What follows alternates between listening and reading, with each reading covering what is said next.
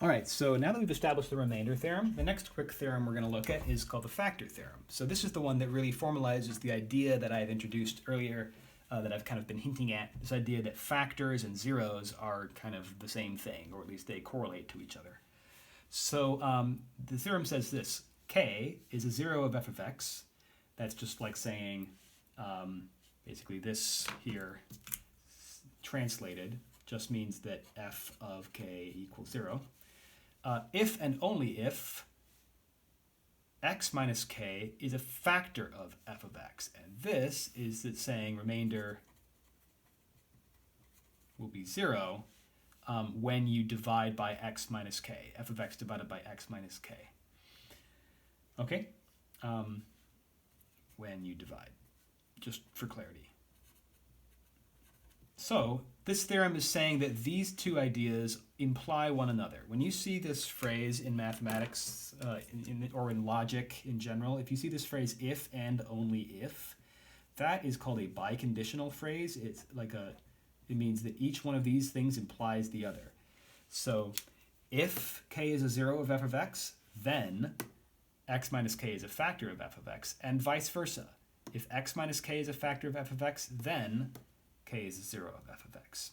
And when you want to prove a theorem of this format with an if and only if statement, one way to do that is to prove both directions separate from one another. Prove forwards direction and prove backwards direction. So that would be, you're sort of doing two proofs. We're going to prove that if A is true, then B is true. And then we're going to start over and prove if B is true, then A is true. So I'm going to show you what that looks like here. So for the forwards direction proof, we're going to start with the first thing and then work towards proving the second thing. So we're going to suppose that the first thing is true. Suppose k is a 0 of f of x. Then, by the definition of that, it means, f of k equals 0.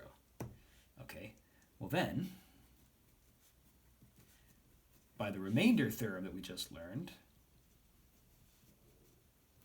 the value of f of k is meant to be the same as the remainder that you get when you divide by x minus k. So when f of x is divided by x minus k, remainder equals f of k equals 0. And that is what it means for x minus k to be a factor of f of x, right? That when you divide by it, the remainder equals 0. So we'll say, so x minus k is a factor. Done.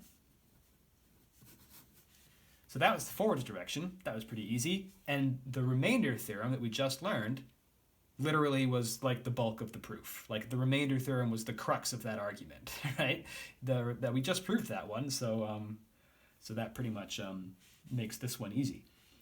So then, to prove it the other direction, to really establish that not only if this then this, but also the other way around, so that these are really like connected, like they mean the same thing.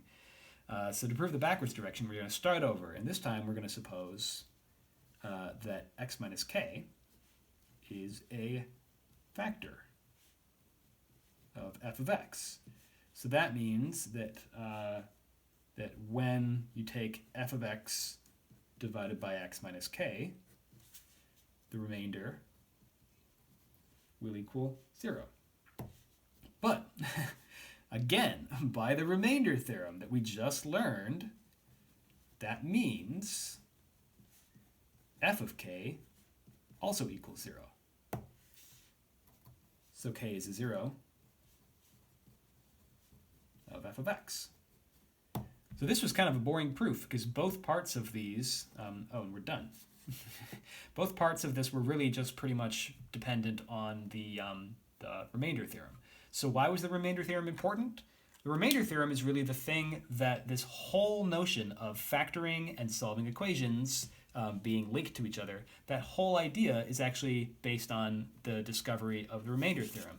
And the remainder theorem was all based on the idea of long division, right? That when you do that long division, the remainder ends up being a degree lower than the original divisor, right? So it all kind of comes back to long division. But now that we've learned the remainder theorem and the factor theorem, now we're going to learn how we can actually use these ideas to factor polynomials and solve equations.